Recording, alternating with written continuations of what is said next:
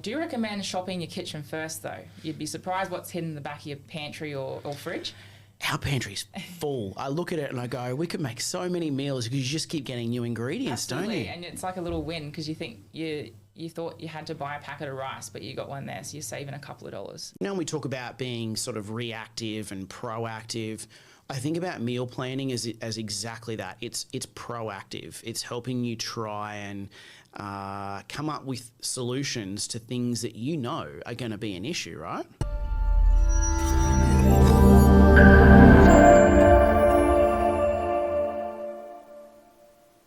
Have you ever started the week with the best intentions? A fridge full of fresh food, a vague plan in your head, only to find yourself ordering takeaway by Thursday because life happened. Meal planning and preparation is one of the most powerful tools for eating well, but most people think it means spending their entire Sunday chopping vegetables like a contestant on MasterChef. The reality, good meal planning isn't about perfection. It's about having simple systems that save time, money, and mental energy, while still helping you eat well. Today, we'll work on providing you with practical strategies for planning meals, shopping smarter, prepping efficiently, and making healthy eating fit into busy schedules, not the other way around. My name's Mitch. I'm the owner of Health Management Dietitians in Mareeba, Cairns, Atherton, and sunny Far North Queensland. Our podcast takes a slightly different approach where we look at the doing part of nutrition, not just the everyday science and this study said that and this study said that. We're going to adopt a really practical approach to making changes in your busy life and think about this podcast as providing solutions to your everyday nutrition problems. Special guest today, Hayley Strano. Hayley has a Master's of Nutrition and Dietetics. She's an accredited practicing dietitian at Health Management in Mareeba. She's a credentialed eating disorder dietitian and probably one of the most organised and planned people you will ever meet. Hayley always has great tips and strategies for managing difficult situations, and there's no better person suited to helping you to improve your meal planning. Thanks for coming on, Hales. Anytime. So let's talk about meal planning, because meal planning, I think, is probably one of the most important things you can do. You can hear any piece of advice, but I think the first piece of advice is planning out your meals. What do you think? Absolutely. Yeah, we can have all the knowledge, all the skills, but if we suck at the practical doing part, it's seemingly impossible to actually go through with your intended goals. Yeah. I think about, when we talk about being sort of reactive and proactive, I think about meal planning as exactly that. It's proactive. It's helping you try and come up with solutions to things that you know are going to be an issue, right? For sure. Yeah. And I think about, just some examples, and I think every family will have this, is you'll have a child that's maybe got sport on, maybe they've got training from, 4 till 6, or they've got, netball on from 6 o'clock or 7 o'clock, and then you think, well, how are we going to cook dinner when we're getting home at 8 o'clock? It just doesn't work, does it? It's chaos. Yeah. And it feels like our lives are only just getting busier as the days go on. So give us a bit of a rundown on, let's say you're with a client right now. How would you get them to think about meal planning? Yeah, so there's many different approaches that can be taken, but since we already use a similar tool to what we can use for planning, we use a food diary sort of template. So essentially, instead of writing in what you have eaten already, we use the planner side of it to essentially plan out what you're going to eat. But the first step to doing that is, of course, adding in all of those life responsibilities and commitments, whether it's, work, training, study, family commitments, social things. So because you know that you're going to definitely follow through with that. And then we can infiltrate everything else into that as far as food goes. So essentially you'll have your Monday to Sunday, every single meal time set out and all the food written in there. It can seem overwhelming at the start because it's a lot of food, but if there's any one that we can't miss out on, it's those dinners, because we all get caught out, don't we? Yeah, absolutely. And where's your sort of position on, if there's leftovers at dinner, what's your feeling about, could they be included in the next day's lunch, or what are your thoughts? For sure. I mean, myself and my partner, we intentionally only cook like a good 3 meals per week, but allow that every second day to be the leftover day if we've, say, made sure that first meal is a 4 serves kind of meal. Yeah. So that tends to work well. Where do you think people go wrong with the planning? Like, what would be sort of one of the key things that you identify when someone's trying to plan out? Where do you reckon they go wrong? I think sometimes people always think they have to do something above and beyond. I think it's, the whole mindset that we have to eat 100% whole food, maybe the most expensive like ingredients type meals, when really it doesn't have to be that complex. We can stick with family favourites. Obviously try your best to keep to the minimally processed foods, but it doesn't have to be anything crazy, creative or, pretty looking on the plate. So I think just sticking to basics and making sure you've always got those staples on hand is a really easy way to be able to put something together. Yeah. And I think it's also important to be realistic about where you're at in your nutrition journey, because you're going to have some people who are, really advanced and they're looking for, how many grams of protein do I need, and I'm doing this much activity, and that's awesome, and it's great that people are at that advanced level.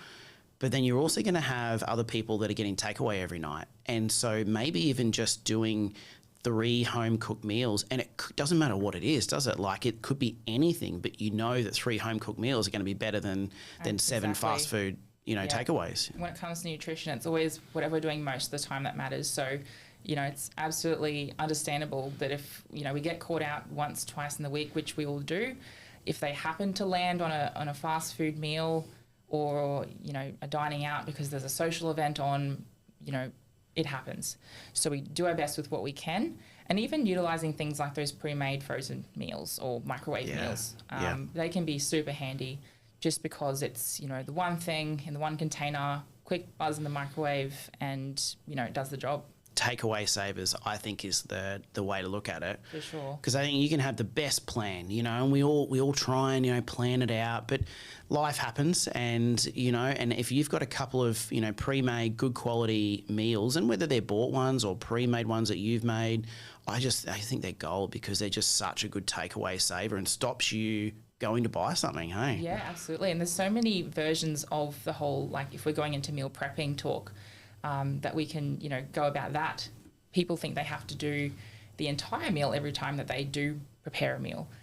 Whereas we've got the other versions of that where it's meal compartment prepping, if you've heard of. I've seen on social media, people get those rectangular shaped ice cube trays, and you're freezing off individual components of the meal in each column. So you might have one with corn, one with beans, one with some, chili con carne mince, one with couscous, and you get a whole stack of these, so you've got all the variety there, and basically whatever you feel like is on the cards for the night, you can choose. So you can basically grab a block from each, you grab a protein, grab a carb, which might be, say, the couscous, and then grab a couple of blocks of the veggies, and then throw that together, microwave, done. I remember you telling me about this, and I think, and I guess I'd probably say one of the things where people maybe don't do so well when it comes to meal prepping is if you're a person that needs such a large variety of food and you're very dictated by how you feel on the day. So you might go, I feel like pasta tonight, and you've got, chicken and veg planned. You're like, well, that's not going to make me feel satisfied. And what you're saying is you can kind of have all that planned and you just go, well, I feel like this, and then grab it out. For sure. That's cool. I like it. Yeah. It's like a mix and match kind of lucky dip kind of meal. Yeah, definitely. So, all right, so let's think, okay, so let's say we've got our plan. We've thought about all of the things that are going to be potential problems. We've got social, family, kids' sport, work, exercise. You've planned all those things in. You've planned your food around them. Then what's the next step? So you've got your plan, then what do we do? Well, essentially after you've got your written plan, then we'll make a shopping list off of that. Awesome. I do recommend shopping your kitchen first, though. You'd be surprised what's hidden in the back of your pantry or fridge. our pantry's full. I look at it and I go, we could make so many meals because you just keep getting new ingredients, Absolutely. don't you? And it's like a little win because you think you thought you had to buy a packet of rice, but you got one there, so you're saving a couple of dollars. Yeah. But anyway, you've got your compiled list of grocery items. You hit the shops. Always make sure that you do this, because otherwise, like me, I'll walk into a shopping centre scrambled and I will not grab anything that I actually plan to get. So you're more likely to stick to the things that you have actually written down if you have the list. And so once you've got that all organised, making sure it's all packaged, labelled, fresh in the fridge or pantry, and you just sort of take the week as it comes. Even if you plan to have a certain meal on a certain night, shift it around as per how the week goes. Even snacks, make sure you've got plenty of dry things on hand as well, like muesli bars or nuts and seeds and popcorn, fresh fruit, and just bring them with you to work, and you can always pick what you want for that day. So yeah, it's unpredictable, but we can only do so much to make sure that things align. Absolutely. To at the least have a nourishing day. Yeah. And I guess one of the other things that I find clients also mention is the decision fatigue, and it's, I'm a pretty good cook and I know what we need to do, but I just can't make decisions about what we're going to do this week. And I hear that often. And I guess one of the things that that I've done is I've got like a note section in my phone, and I've got just there's probably 20 or 30 just meal ideas, and sometimes you look at it and go, we haven't had that one in 6 months. I'll have that one this week, and I find that works really well. Do you do something similar? Or absolutely, put all your favourites in a little tab, because you kind of forget what you like. Absolutely. And if you've got enough of a list compiled there, you can go between a variety of those things each week, and it still stays nice and fresh. In terms of your options, keeps it nice and interesting. Do you find that with like the 4 p.m, often some people go, what are we going to have for dinner? And then you're left just scrambling going, what the hell do we do? Yeah. Do you find that with clients? Yeah. In terms of coming up with the decisions of what to eat, I think that having routine's very important. Like, say, every Sunday for me is a shopping day. Like, no matter what I have on in that week, it's Sunday, it's shopping day. So keeping that in mind and making sure that you stick to it, as well as coming together with the family, asking what they like, coming to a bit of an agreement, whether it's types of proteins in the week that you want on given days, or types of cuisines they like to see. So kind of takes the load off you, especially if it's like a share house kind of situation. Absolutely, yeah. Hales, you're a wealth of knowledge as per usual. Thank you so much for coming on today. And I think our listeners will have a pretty good understanding about, that meal planning doesn't have to be perfect. It can be crossed out, written on 5 times. It doesn't have to be this elaborate, perfect plan. And I think, having a few tips to go away with, and knowing that food should be planned around your life rather than life planned around a meal plan. Can make a world of a difference. Awesome. Thank you, Hayley. Appreciate it. Thank you. Bye.